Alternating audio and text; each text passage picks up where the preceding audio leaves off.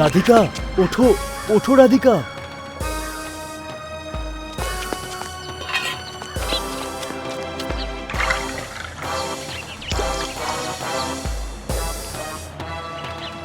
কতবার তোমাকে বলেছি নিজের একটু খেয়াল রাখো। চলো।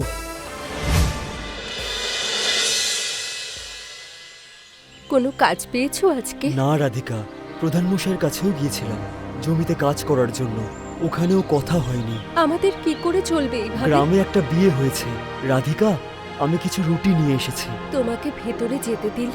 ওনারা তো যেতে দেয়নি। তাহলে তুমি কি চুরি করেছো? না রাধিকা, ওই কিছু খাবার খারাপ হয়ে যাওয়ার জন্য বাইরে ফেলে দিয়েছিল, তাই সেখানে রুটিও ছিল। হে প্রভু, আর কত পরীক্ষা নেবে তুমি? তুমি 2 দিন ধরে কিচ্ছু খাওনি, আজ খেয়ে নাও, কালকে যে কোনো কাজ আমি ঠিক খুঁজে নেব।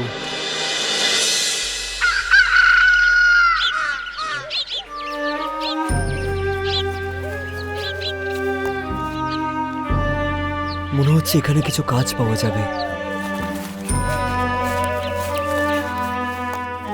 দাদা, কিছু কাজ পাওয়া যাবে?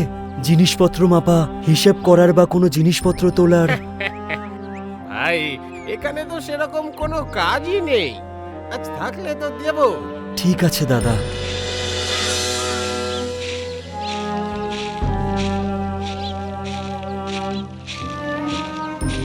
ভাই, কিছু কাজ পাওয়া যাবে? বাসনপত্র ধোয়া, চা বানানোর বা কোনো জিনিসপত্র আনার, যে কোনো কাজ দিলেই হবে। আরে সামনে দেখো দাদা, সকাল থেকে 2 কাপ পর্যন্ত চাও বিক্রি করতে পারি না, আমি বসে বসে এখানে মাছই মারছি।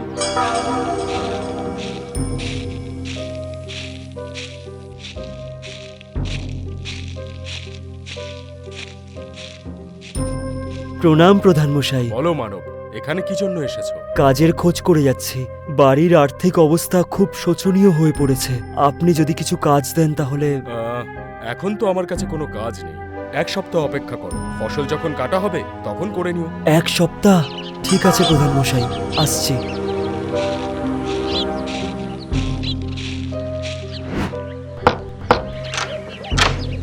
এসে গেছো তুমি? হ্যাঁ।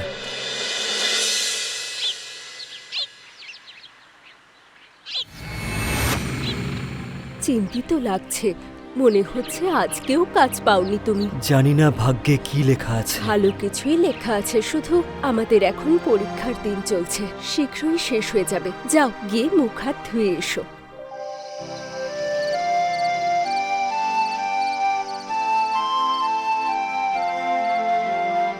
এই যেই নাও। আরে, এই মিষ্টি কোথা থেকে পেলে? আমাদের প্রতিবেশী সঙ্গীতা বৌদি দিয়ে গেছে, ওর মেয়ের আসলে ছেলে হয়েছে। তুমি খাওনি? আমি একা কোনোদিন কিছু খেয়েছি যে আজকে খাবো? এবার আমরা দুজনে একসাথে খাবো।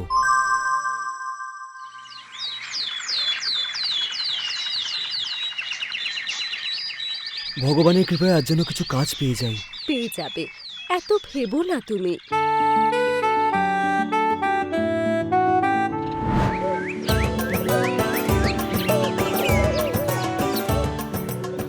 রাধিকা, ও রাধিকা। হ্যাঁ দিদি।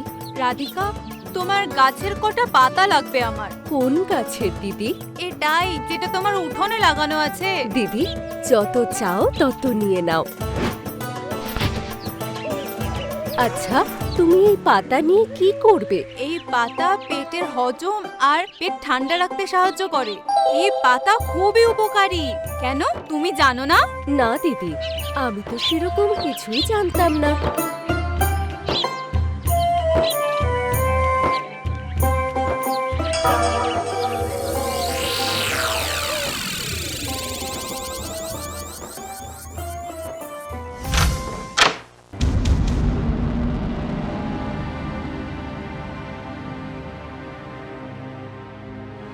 আজও কোনো কাজ পাইনি রাধিকা। তাতে তুমি এত কষ্ট পাচ্ছ কেন বলো তো? যখন পাওয়ার হবে ঠিকই পেয়ে যাবে। এবার তো আমাদের না খেতে পেয়ে শরীরটাও শেষ হয়ে যাচ্ছে। আমি নিজের জন্য কিছু বানিয়েছি, দাঁড়াও নিয়ে আসছি।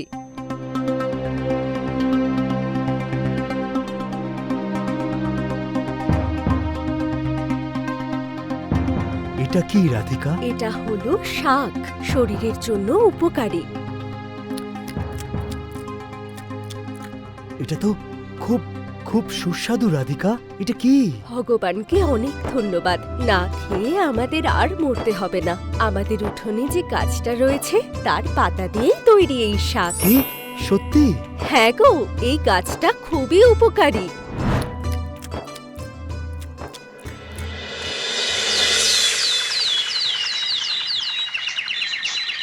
আমি কাজের জন্য বেরোচ্ছি রাধিকা। কিছু মনে না করলে একটা কথা বলবো? বলো। তুমি যখন কাজ পাচ্ছ না, আমরা তো বাড়িতে শাক বানিয়ে বিক্রি করতে পারি। কিন্তু কেউ কি খাবে এই শাক? আমরা কাউকে বলে বিক্রি করব নাকি সেটা? আর তাছাড়া তোমার ভালো লেগেছিল তো। কথাটা তো ঠিকই বলেছো, চেষ্টা করে দেখা যেতে পারে।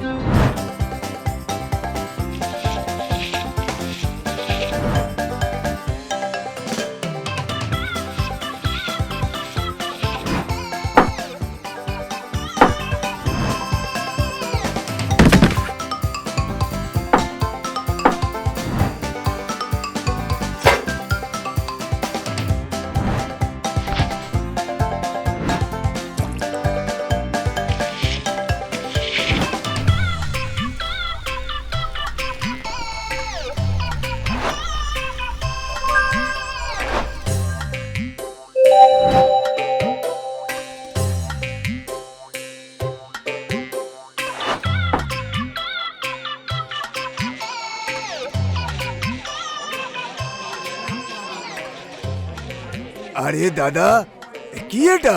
পুরো টাটকা শাক দাদা। আর সেটা কিসের সঙ্গে খাবো? এখন তো শুধুই খেয়ে দেখো। এই আমাকে একটু দাও দেখি।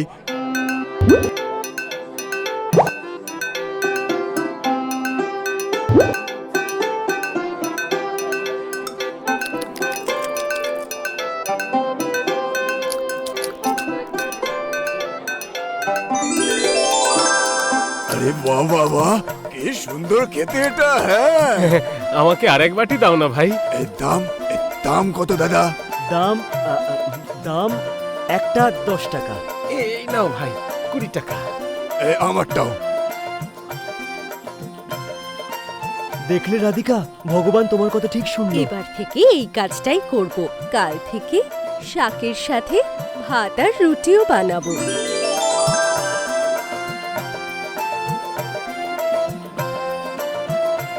কি বিক্রি করছো বাবা? শাক প্রধান মশাই। শাক? একটু খাওয়াও তো। বাহ ভাই, এটা তো ভীষণ ভালো খেতে। বাড়ির জন্য কিছুটা দিয়ে দাও। আর কত টাকা দাম?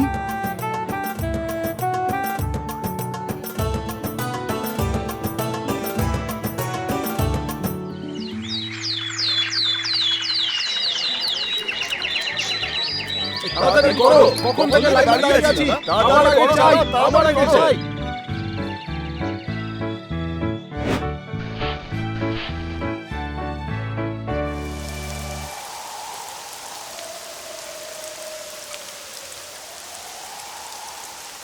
প্রবল বর্ষায় বহু মানুষের ঘরবাড়ি ভেসে গেছে। সরকার সবাইকে বাড়ির ভেতরে থাকতে বলেছে।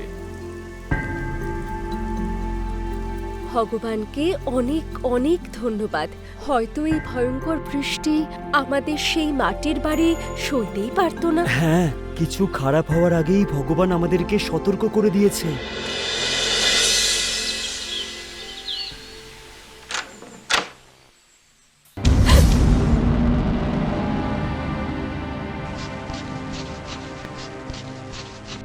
এটা কি হলো? এটা কি হয়ে গেল? হে ভগবান! এক রাতের বৃষ্টি আমাদের জীবনটাকে একদম এলোমেলো করে তুলেছে রাধিকা। তোমাকে ছাড়া তো আমাদের জীবনের কোনো মানেই নেই। একটাই তো আশা ছিলে তুমি। কোনোদিনও কারোর জীবন ব্যর্থ হয় না। তুমি যা পেয়েছো তা নিজের পরিশ্রমের ফল। আমি তো শুধু সাথে ছিলাম। কিন্তু এবার কি করব? আমাদের জীবন কি আবার আগের মতন হয়ে যাবে? না খেতে পেয়ে মরতে হবে? না, এখন আর এরকম কিচ্ছু হবে না। এর পরেও তোমাদের সঙ্গেই থাকবো আমি, নতুন রূপে। আমার ফুলগুলো ছিঁড়ে এখানেই পুঁতে দিও। আমাদের গাছ